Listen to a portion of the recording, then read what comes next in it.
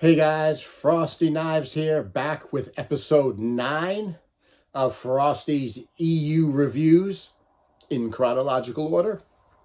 And that brings us to The Approaching Storm by Alan Dean Foster, making his return to the expanded universe after many years.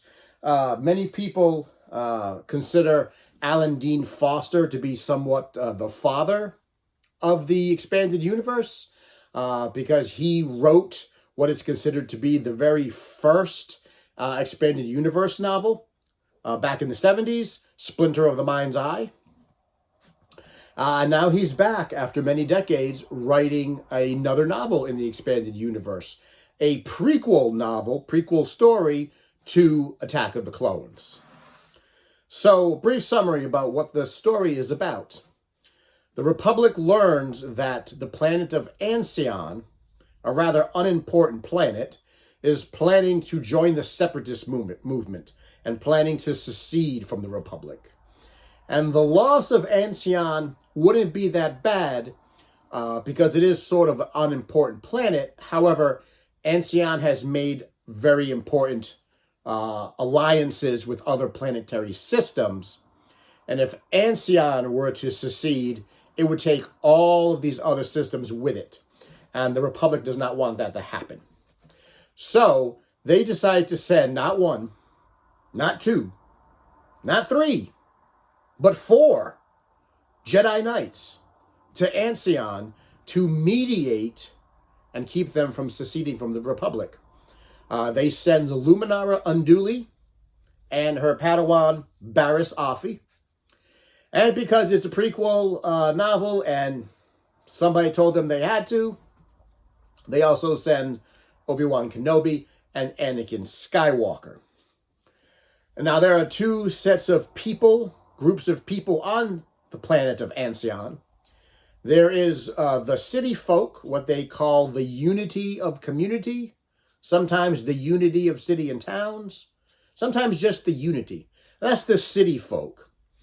And then there's the country folk, the tribal nomads that live out in the desert and the plains. And while these 2 groups are not engaged in open warfare, they don't trust each other. They don't work with each other. There's a big schism between these 2 groups. So the Jedi decide that if they can get these 2 groups of people to work together, to trust each other, and to come together in a sort of communal fashion, that would be enough to keep Ancient from seceding from the Republic. And so they go on a road trip. They go on a road trip across the grasses and the plains to find what they call the Overclan, the largest of the nomad groups, because if they can convince the largest of the tribal groups to have a dialogue with the city folk, then they will bring all the other tribes with them. And so that sets up our road trip story. And of course, there are lots of obstacles in their way, things to stop them from accomplishing their mission, things like hidden assassins and bounty hunters and carnivorous plants and the wildlife of Ancient and rivers that Jedi seem to fall into and various other obstacles along the way until finally they get the 2 clans to speak together and to talk together. They come to an agreement, and at the end of the book, Ancient doesn't secede from the Republic and everything is good and happy. So that's the story. So let's talk about some of the things that I didn't like about this story, because there are quite a few of them. The first thing was the sense of overcrowding. Why did they send 4 Jedi to mediate, to essentially mediate a dispute? It seemed like a bit of overkill to send 4 of them. You know, they could have sent Luminara and Barriss, or they could have sent Obi-Wan and Anakin. Pick a team you want to do this and send them. But they didn't. They sent 4. And that was in my opinion, I didn't understand why they sent so many Jedi. Because when you have an overcrowded field of main characters like that, sometimes some of them get lost in the shuffle. And that was Obi-Wan. Obi-Wan essentially got lost in the shuffle. He was the fourth wheel. He was there to be in the background, to deliver some sage advice, to have some monologues every now and then. The majority of the action was centered around Luminara and Barriss. Anakin got a little bit of that, of something to do. But Obi-Wan was just window dressing. He was there to keep an eye on Anakin and maybe give some sage advice at certain points in the story, maybe give a speech. They didn't need to have 4. They could have just picked a team and gone with it. If you wanted to tell a story about Obi-Wan and Anakin on a mission right before Attack of the Clones, that would have been fine. If you wanted to tell a story about Luminara and Barriss, because these are actually Jedi that we've never seen before, really fleshed out, and just tell a story about them on a mission, that would have been fine. But they didn't need to have 4 Jedi. That was 2 Jedi too many. It wouldn't have made the story better. I'll say that. It wouldn't have made it any better, but it would have been one less head-scratching question that I had if there had been just 2 of them. So that was my first sort of, why is this happening in the book? First unnecessary choice that the author made. The second thing was the pacing. Oh my God, the pacing. If you thought the pacing from Rogue Planet was bad, where they sort of stopped the story to spend an obscene amount of time talking about the building of their ship, if you thought that pacing was bad, this is 10 times worse.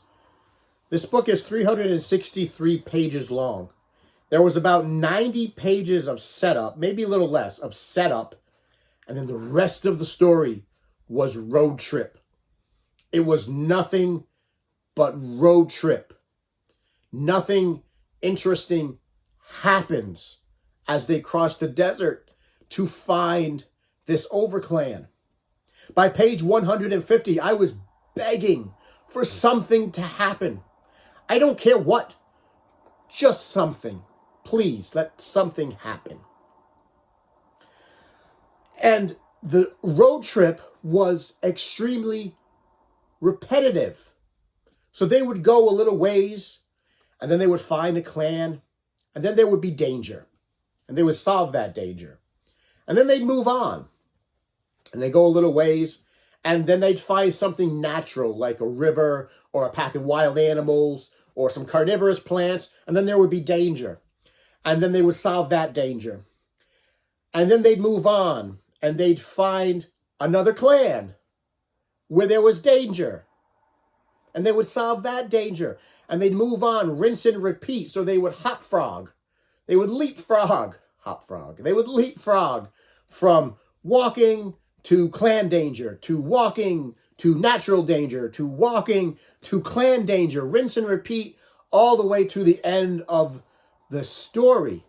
It felt like one of those video games where they kept pushing you, right? Where the game would push you. Here's a little something that happens. Here's a dungeon. Solve the boss.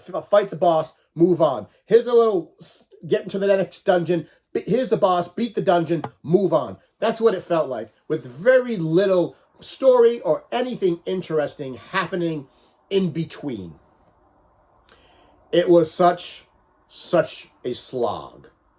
There were many times where I was tempted by the dark side to stop reading this book, to just put it, to DNF it and put it aside, but I couldn't because I knew I had to review it. And in order to give a fair review, I had to finish the book just in case something exciting were to happen at the end that I might miss. Spoiler alert, nothing exciting happens at the end. So I slogged through it, even though this is the first time I was actually tempted to just stop reading it and move on to the next book. And I didn't want to do that. I wanted to give it a fair shake. And so now I can fairly say It was a boring, uninteresting slog from end to end. There were side characters in the book. There were two guides that guided the Jedi through the desert to find the Overclan. They were sort of clanless outcasts. There was a Jar Jar-like character we meet about halfway through the book called Tukui. And then there was Sorg the Hutt and his major domo Agamor, who were the ones behind trying to stop the Jedi from accomplishing their goals. So there were side characters. Not a lick of them was interesting. None of them. None of them. They were standard mustache-twirling villains. They had no depth. They were not interesting. They're not going to be missed. I'm not going to want to see more of these characters. Thank God they're gone. And Tukui, because having a Jar Jar character worked so well the first time, for some odd reason, Alan Dean Foster decided to add another one to this book with the same sort of mannerisms and speech pattern and just, why is he here? And all of these side characters were really here to just push the plot along. That was their whole point. They weren't interesting. They didn't have any fleshed out backstory. They were just there to push the plot along and to help the Jedi get out of whatever danger they found themselves in. That was their whole purpose. Uninteresting, mustache twirling, cardboard side characters that were not at all fun to read about. And the biggest problem that I had about this book was why? Why? You know, throughout the whole book, Anakin was complaining about, why are we here, Master? Why are we here? Why did the Council send us to do this? Why aren't we off on another planet doing something more interesting? Why did they need to send 4 Jedi to mediate a dispute? It's boring. I don't want to be here. Why are we here? And, you know, you were supposed to identify with Obi-Wan. This was supposed to be a teaching moment for Anakin, to teach him about patience and to teach him about learning about other cultures and to teach him about just following the missions that the Jedi Council give you. But about halfway through the book, I started agreeing and identifying with Anakin. Why are we here, Master? Why am I reading this? Why are we telling this story? Couldn't we have told a more interesting story on another planet somewhere else? And when you begin to identify with the character in the book that the author does not want you to identify with, you know that your story has gone off the rails. And it went off the rails because I was right there with Anakin, thinking, why are we here? And that is my biggest criticism about this book. It didn't need to be written. They took a throwaway line from Attack of the Clones in the beginning when Mace tells Palpatine, Obi-Wan and Anakin just came back from a border dispute in Ancion. They took that throwaway line and they decided to write a book about it. And they didn't need to. There is nothing in this book that you need to read. Even though it's marketed as a prequel to Attack of the Clones, there is nothing in this book that's going to give you any insight into Attack of the Clones. There's no important backstory. There's no important insight. No important characterization. Count Dooku was in it at the end for half a page on the last page of the book. But they didn't give you any more information about Count Dooku than you get from the movie. So this book imparted nothing to Attack of the Clones. It was not interesting. We didn't get any backstory that was important. We didn't get any character development that was important. We didn't get any answers to any questions. We didn't learn any more about the separatist movement than we learned from the movie. Nothing. It absolutely did not need to be written, and you absolutely do not need to read it. unless you're going through this in chronological order. And even then, that's shaky ground. So guys, I didn't want to do this. I did wind up giving this book a 2 on Goodreads. And I didn't want to do this because I thought I already did this and it's so close, but I would feel bad. I would feel remiss if I didn't. So all of the problems with this book and everything that I've laid out and the low rating and the problems with it, I think I have to do this. This is Frosty's second legendary turd of the expanded universe. I didn't want to give you a legendary turd so close to another legendary turd that I gave you 2 books ago, but I really feel that this book warrants it.